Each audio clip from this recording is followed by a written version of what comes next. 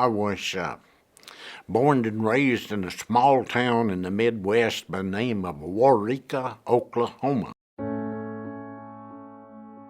I was raised on a farm with a large family. We learned to work, and with a large family, I learned to share. I began college, and I was more interested in the good-looking girls than I was the academic work. My father told me, he said, "You know, son, I may be wasting my money on you." I dropped out of college, went to work, and shortly was drafted into the military. I wanted to be the best that I could possibly be. And in 1961, after about a year and a half of Special Forces training, I said, "You get to wear the full Green Beret." My first trip in Vietnam began in February 1963.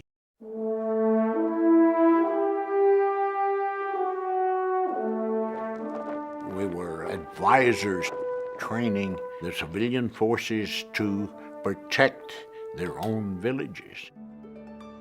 On my second tour, I was assigned to Special Forces Team A-102, right in the A Shau Valley. Jungle, mountainous, right in the middle of the Ho Chi Minh Trail. That was a major route to supply the North Vietnamese armies. The only way that you could get to that location was by air, because the North Vietnamese owned the roads and owned the jungle. This was a super hot area. Every day there it seemed like I was fired on by the North Vietnamese. We knew that we were eventually going to be attacked. We had some North Vietnamese soldiers surrender to us. My interrogation revealed that they were going to attack us in the bad weather. We could hear the digging in foxhole-type positions in large numbers outside the camp.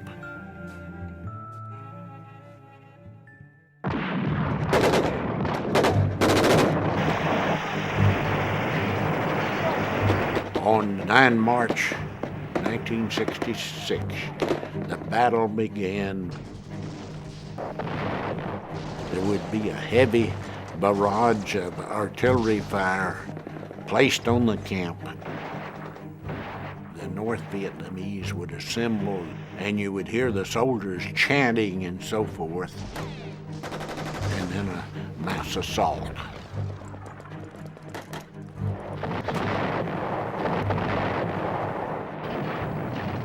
The first attack with the mortars, they were super accurate. The shelling just about destroyed all of our mortar positions, except some way mine.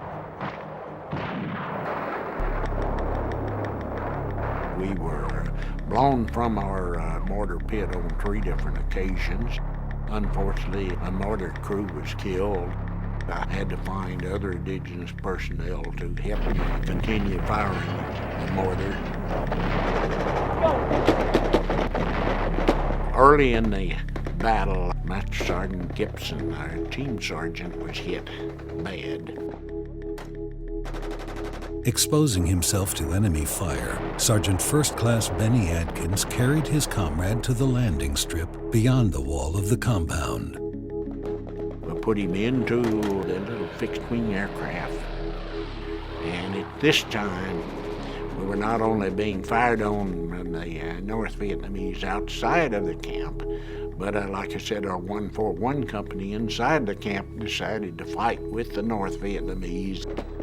I found out the hard way because one of them shot me in the leg. The entire 141 company, they become soldiers for the North Vietnamese. This allowed the North Vietnamese to penetrate the camp.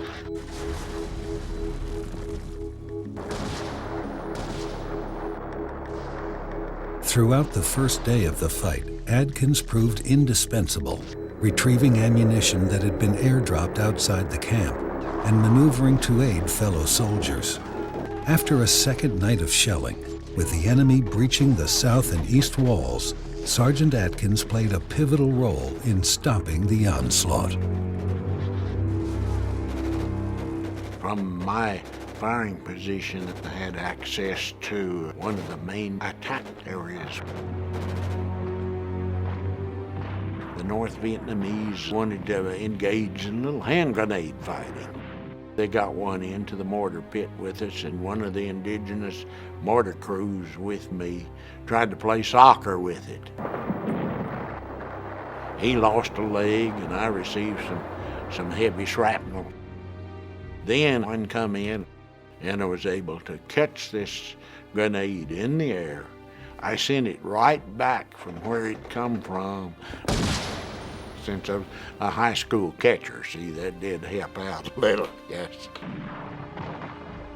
On the afternoon of the 10th, Sergeant Atkins and remaining battle-ready U.S. and Allied forces fought to retake the camp, but they could not hold the ground.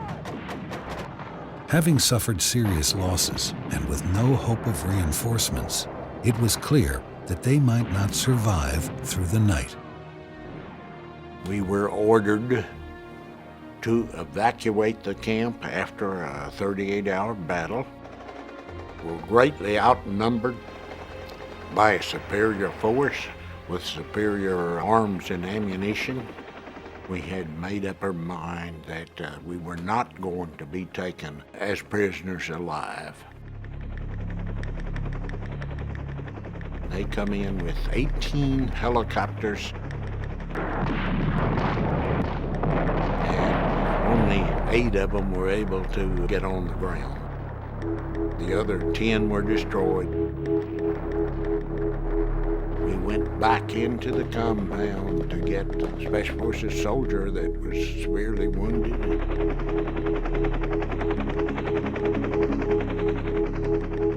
When we arrived, there was no helicopters available.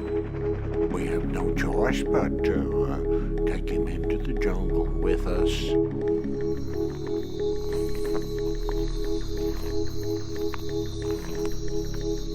This is the night the North Vietnamese had us surrounded.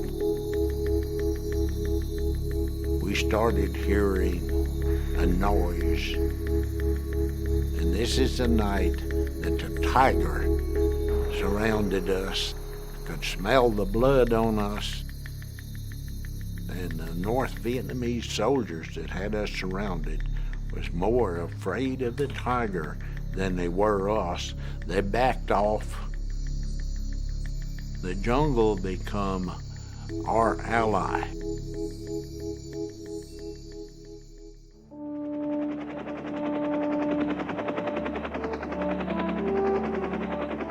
I was one of the last to be evacuated after 48 hours in the jungle. I was sent out on a hospital ship. A short time later, I was back out in the jungle doing the same thing again.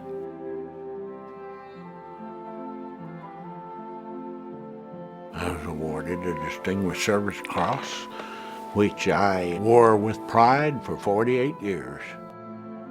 And on June the 11th of 2014, the President of the United States called me and told me that he had approved the Medal of Honor for me. Benny ran into enemy fire to retrieve supplies and ammo, to carry the wounded to safety, holding off wave after wave of enemy assaults. But Benny will tell you that he owes everything to the men he served with in Vietnam, especially the 5 who gave their lives in that battle.